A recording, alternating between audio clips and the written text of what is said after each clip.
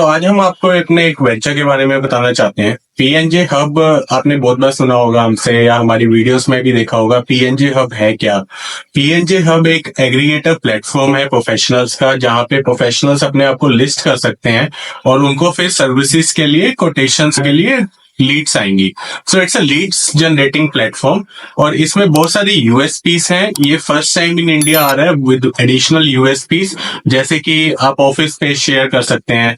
तो बहुत सारे प्रोफेशनल्स को ऑफिस स्पेस चाहिए होता है और जो कुछ प्रोफेशनल्स के पास कई बार खाली ऑफिस स्पेस होता है, तो ये एक सिनर्जी है बहुत अच्छी जो कि यूटिलाइज हो सकती है इस पोर्टल के थ्रू, जहां पे आप अपने ऑफिस स्पेस शेयर कर सकते हैं।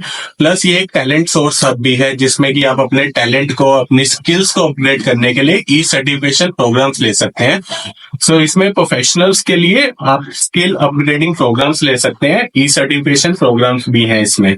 सो इस तरीके से इसमें बहुत सारी सिनर्जीज आ रही हैं। आपका ऑफिस स्पेस शेयरिंग हो गया, आपका ई सर्टिफिकेशन प्रोग्राम्स हो गया, प्लस इसमें आप चैट कर सकते हैं एक्सपर्ट्स के साथ। तो जिस भी कस्टमर्स को, जिनको भी कोई डाउट है और वो अपना एक क्वेरी या एक डाउट सोल्व करना चाहते हैं, सिर्फ आपको कोई असाइनमेंट नहीं देनी, आपको कोई काम नहीं देना, आपको कोई पर्टिकुलर पैसे नहीं देने, आपको जस्ट पर 5 मिनट्स या 10 मिनट्स चैट के लिए एक रेट देना है और आप एक बहुत एक्सपर्ट प्रोफेशनल्स के साथ चैट कर सकते हैं।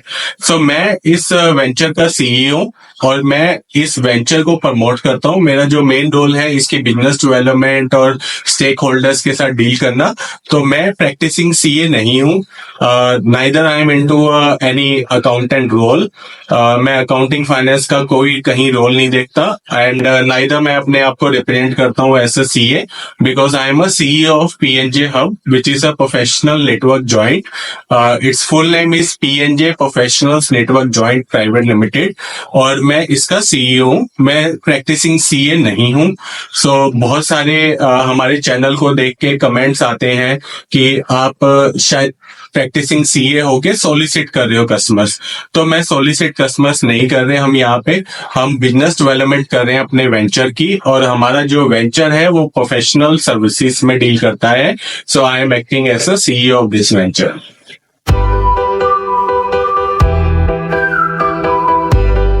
आज हम डिस्कस करेंगे इनकम टैक्स नोटिस के बारे में। बहुत लोगों को मिथ है, बहुत लोगों को डाउट है, कंफ्यूजन है कि इनकम टैक्स नोटिस क्या होते हैं, कैसे होते हैं, क्या उनके लेवल्स हैं, और हमें इनकम टैक्स नोटिस अगर आ जाए तो हमें क्या करना है। तो आज हम थोड़ा सा लेवल डिस्कस कर लेते हैं इनकम टैक्स नोटिस के कि कैसे होते हैं। सबसे पहले एक होता है वैलिडेशन ऑफ क्लेम। आपने जो अपनी इनकम टैक्स रिटर्न भरी है उसको सिंपल वैलिडेट करने के लिए बोलता है डिपार्टमेंट कि आप या तो वैलिडेट कर दो या अपनी रिवाइज रिटर्न भर दो अगर आपने गलत भरी है। तो ये तो एक सिंपल वैलिडेशन का नोटिस है। अगर आपने सही भरी है तो आप उसको वैलिडेट कर दो। अगर आपको जरा सा भी डाउट है, अगर आपके पास कोई सपोर्टिंग नहीं है या आपने कोई गलत डिक्लेरेशन दी है, तो आप रिवाइज रिटर्न भर दो। सेकंड नोटिस होता है कॉलिंग ऑफ इंफॉर्मेशन। जहां पे आपने फर्स्ट लेवल पे वैलिडेट कर दिया और फिर भी डाउट है डिपार्टमेंट को, तो वो आपसे इंफॉर्मेशन कॉल करता है, वो आपसे डॉक्यूमेंट्स मांगेगा। अब इसमें जो भी आपने क्लेम किया होगा या जो भी उसका सस्पिशियस डाउट होगा, उस पे वो पूरी की पूरी आपसे इंफॉर्मेशन मांगेगा।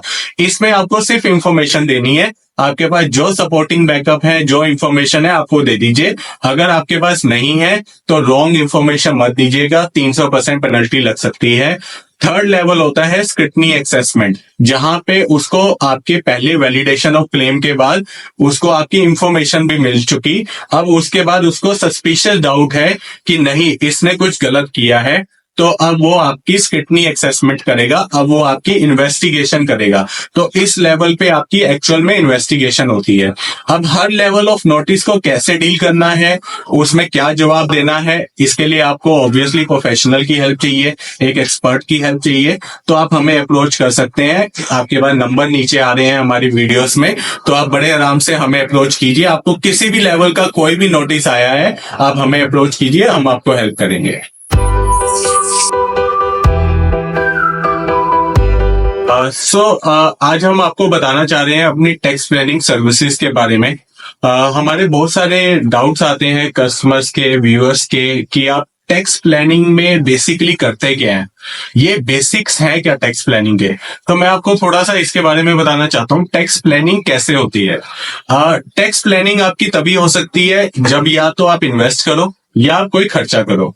अब इन्वेस्टमेंट के ऑप्शंस आप सबको पता है, और वो पूरे एक्ट में A to Z सबको पता होते हैं, एवरीबडी अवेयर ऑफ इट, कि ATC है आपका 1.5 लाख की लिमिट, आपका ATD है मेडिक्लेम प्रीमियम के लिए, आपका ATE है लोन वगैरह के लिए, NPS की स्कीम में इन्वेस्टमेंट के लिए है, आपके इंटरेस्ट ऑन हाउसिंग लोन के लिए है। तो ये जो सारी डिडक्शंस हैं और जितने भी आपके ये रिबेट्स हैं, ये हर किसी को पता है। बट टैक्स प्लानिंग एक्चुअली में कहाँ पे इंप्लीमेंट होती है? अब इन्वेस्टमेंट के ऑप्शंस तो आपको पता है, इन्वेस्टमेंट के ऑप्शन लिमिटेड भी हैं। अब आते हैं ऑप्शंस एक्सपेंसेस की। एक्सपेंसेस की ऑप्शंस हैं जहां पे आप एक्चुअली में टैक्स प्लानिंग कर सकते हो। हाउस रेंट अलाउंस, बहुत लोगों को पता है कि आप हाउस रेंट में अगर आप रेंट पे कोई खर्चा कर रहे हो तो आप उसको क्लेम कर सकते हो as a house rent allowance. अब लीव ट्रेवल अलाउंस, बहुत लोगों को पता है कि आप कहीं पे लीव पे जाते हो 4 साल में 2 बार, आप उसको क्लेम कर सकते हो। ये जो सारी चीजें हैं, house rent allowance, leave travel allowance, ये सारी आपकी कंपनी से ही क्लेम होती हैं। तो ऐसे और कौन से खर्चे हैं जो कि आप क्लेम कर सकते हो? बहुत सारे और भी खर्चे हैं। यूनिफॉर्म अलाउंस है, ड्राइवर अलाउंस है, हेल्पर अलाउंस है, एकेडमिक रिसर्च अलाउंस है, प्रोफेशनल डेवलपमेंट अलाउंस है। तो ये जो सारे एक्सपेंसेस हैं, अगर आप इसमें खर्चा कर रहे हो और ये खर्चा आप कंपनी से क्लेम करते हो, प्रॉपर कंपनी को बिल्स वगैरह देके, और कंपनी उसको डिक्लेयर करती है as a tax free salary, तब आप इसको क्लेम कर सकते हो और आपकी ये टैक्स प्लानिंग हो सकती है। सो बेसिक्स क्या है टैक्स प्लानिंग के? या तो इन्वेस्टमेंट के बेस पे या एक्सपेंसेस के बेस पे। इन्वेस्टमेंट की ऑप्शंस बहुत लिमिटेड हैं और लिमिटेड अमाउंट्स के लिए हैं। एक्सपेंसेस की ऑप्शंस ऐसी हैं जहां पे आप अनलिमिटेड टैक्स प्लानिंग कर सकते हैं।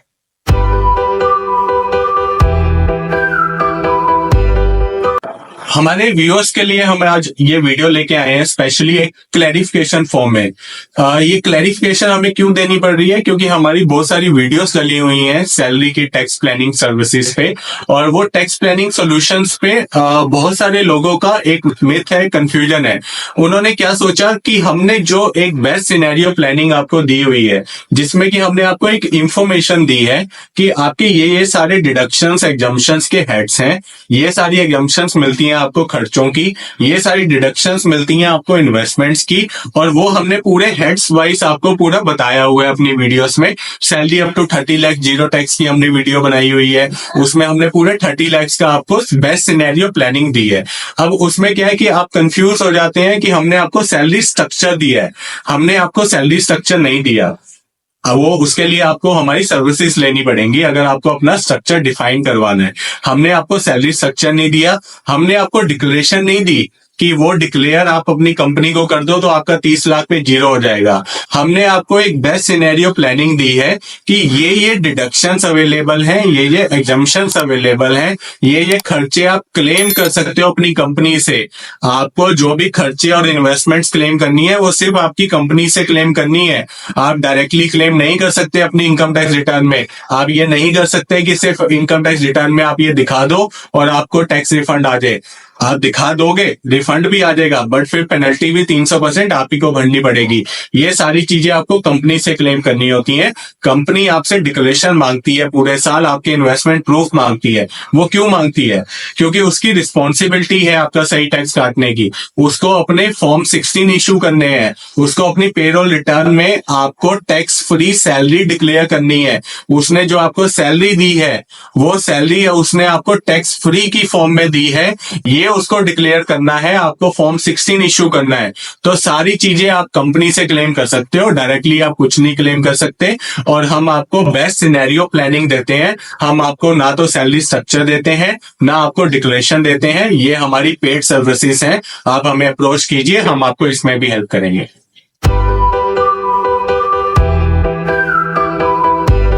Salary up to 30 lakh zero tax, आपने ये वीडियो तो देखी होगी हमारी। Salary up to 20 lakh zero tax, ये भी वीडियोस आपने बहुत सारे चैनल्स पे देखी होंगी। Salary up to 15 lakh zero tax आपने पूरे इंटरनेट पे देखी होंगी। बट हम आपके लिए फर्स्ट टाइम लेके आएंगे salary up to 50 lakh zero tax, और ना सिर्फ ओल्ड रिजीम में, न्यू रिजीम में भी, और बिल्कुल फुल प्रूफ लीगल सॉल्यूशंस। ये कोई भी हैंकी पैंकी सॉल्यूशंस नहीं है, कोई टैक्स इवेजन नहीं है, कोई टैक्स की चोरी नहीं है। It's a complete legal solution for your salary tax planning services. और ये हम बहुत जल्दी वीडियो लाने वाले हैं, बट वीडियो से पहले, क्योंकि ये साल खत्म होने वाला है और ये साल खत्म होते ही अब आपके पास बहुत सारे कंसर्न्स हो गए हैं। आपकी नई साल की डिक्लेरेशन जा रही है, आपके पुराने साल का टैक्स कट चुका है बहुत हैवी, आपको रिटर्न फाइल करनी है। तो ये सारी सर्विसेज हम देते हैं। अगर आपको कोई भी इसके रिगार्डिंग इशू है, आपको कोई बहुत सारा टैक्स कटा है आपका, आपको रिटर्न में फाइल करना है, आपको उसको जस्टिफाई करना है, या आपको समझना है कि आपका इतना टैक्स क्यों कटा, या आपको अब नई डिक्लेरेशन देनी है कंपनी में, हम उसमें भी आपकी हेल्प करेंगे। तो ये वीडियो की आप वेट कीजिए। Salary up to 50 lakh zero tax, ये बहुत जल्दी आने वाली है, और ना सिर्फ ओल्ड रिजीम में बल्कि न्यू रिजीम में भी आने वाली है। और हम अपने एसोसिएट के साथ भी बनाएंगे। आपको पता है हमारे एसोसिएट हैं केजे क्लासेस वाले कपिल जैन, उनके चैनल पे भी हम ये वीडियो लाएंगे बहुत जल्दी। तो आप इसकी वेट कीजिए। बट हाँ, कोई भी अगर आपको डाउट है लास्ट ईयर के टैक्स पे या करंट ईयर की डिक्लेरेशन पे, तो हमें कांटेक्ट कीजिए। नंबर आपके पास नीचे आ गया।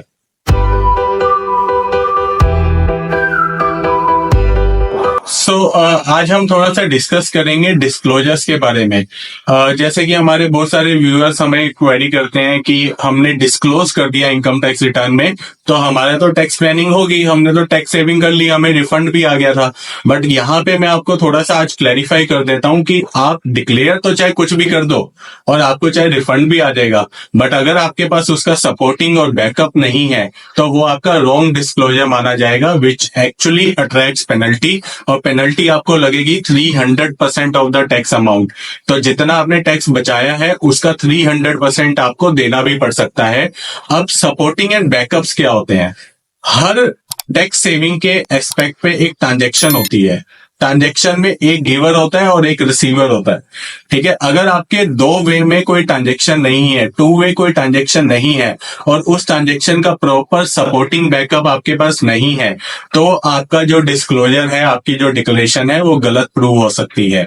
अब इसमें मैं बात करूं अगर particularly tax planning for salaried individuals की, तो बहुत सारे salaried individual house rent allowance पे गलत डिक्लेयर करते हैं। किसी भी लैंडलॉर्ड का या अपने फैमिली मेंबर का पैन नंबर दे देते हैं, और उस पैन नंबर पे एक्चुअली में रिटर्न नहीं फाइल हुई होती, आपकी रेंट पेमेंट्स नहीं हुई होती, आपकी बैंकिंग से ट्रांजैक्शन नहीं हुई होती, और जब भी डिपार्टमेंट का नोटिस आएगा वो सिंपल आपसे रेंट रिसिप्ट मांगेगा, आपसे पेमेंट की ट्रांजैक्शन डिटेल्स मांगेगा, आपकी बैंक स्टेटमेंट मांगेगा।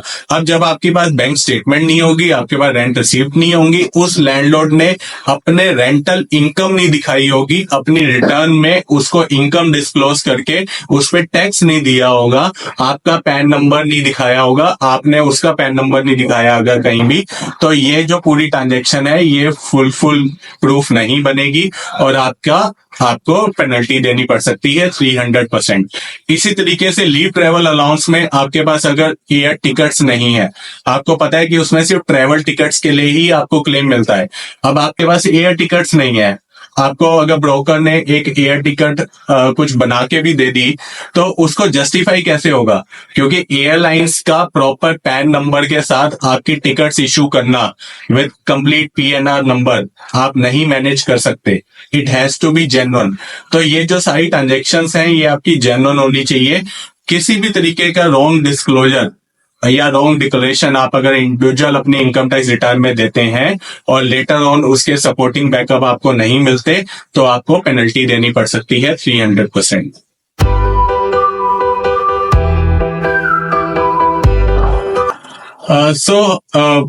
हमारे व्यूअर्स बहुत सारे क्वेरीज करते हैं, तो आज हमने सोचा कि उनको थोड़ा सा बता दें कि अगर कोई भी गलती हो गई है आपसे तो उसको आप कैसे रेक्टिफाई कर सकते हैं।